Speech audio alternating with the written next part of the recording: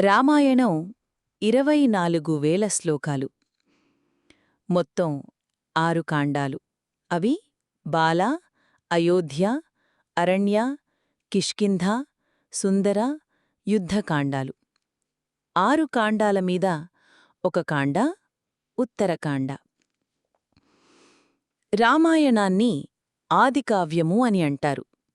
కేవలం రాక్షస సంహారం కోసమే రామావతారం వస్తే రావణుణ్ణి చంపిన తర్వాత ఆయన అవతార సమాప్తం చెయ్యాలి. కాని ఆయన బాలకాండలో ఒక ప్రతిజ్ఞ చేశారు.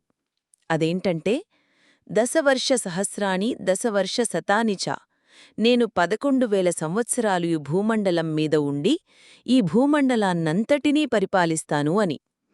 రాముడు 14 సంవత్సరాలు అరణ్యాలలో గడిపాడు. భగవంతుడు కనుక రాముడు తన తండ్రిని చాలా గౌరవించాడు. భగవంతుడు కనుక రాముడు నిరంతరం ధర్మాన్ని పాటించాడు. భగవంతుడు కనుక రాముడు తన జీవితంలో ఒక భార్యతోనే ఉన్నాడు. భగవంతుడు కనుక ఇలా అనుకుంటే రామాయణం యొక్క ప్రయోజనం ఏమీ ఉండదు. రామాయణంలో రాముడు ఒక భగవానుడిలాగా బతికి చూపించలేదు. ఒక మనిషిలాగా బతికి చూపించాడు. మనం ఎలా బతకాలో చూపించాడు. అందుకే రామాయణం ఎంతకాలం ఉంటుందో, ఎంతకాలం చెప్పుకుంటామో, ఎంతకాలం చదువుతామో, ఎంతకాలం రామాయణం మీద విశ్వాసం ఉంటుందో అంతకాలం మానవత్వం ఉంటుంది. మానవత్వం లేనప్పుడు మనిషిగా పుట్టి ప్రయోజనం లేదు.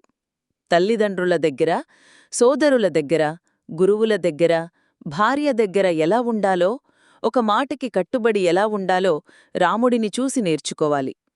ఎత్ర ఎత్ర రఘునాథకీర్తనం తత్ర తత్ర కృతమస్తకాంజలిం బాష్పవారి పరిపూర్ణలోచనం మారుతిం నమత రాక్షసాంతకం.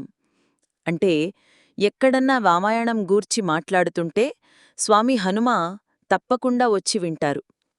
రామ అంటే లోకులందరినీ రమింపచేసే నామం. రావణాసురుడు బ్రహ్మదేవుని గురించి తపస్సు చేసి నరవానరములు తప్ప అన్ని జీవరాశులతో చావురాకూడదని వరం కోరుకున్నాడు. నరవానరాలని ఎందుకు విడిచిపెట్టావు అని బ్రహ్మ అడగలేదు. రావణుడే చెప్పాడు. ఇంతమందిని అడిగాను, నాకు నరవానరాలు ఒక లెక్క అన్నాడు. రావణుడు దృష్టిలో మనుషులకి ఉన్న స్థానం అది.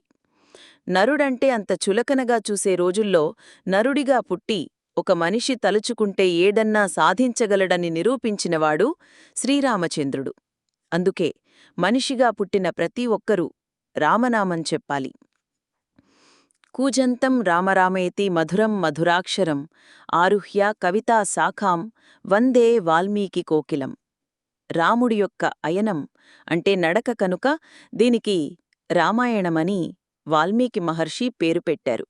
అలాగే ఆయన రామాయణానికి సీతాయశ్చ చరితం మహత్, పౌలస్త్యవధ అనే పేర్లు కూడా పెట్టుకున్నారు. సర్వం శ్రీకృష్ణార్పణమస్తు. తలుంపు నాయన ఆయన.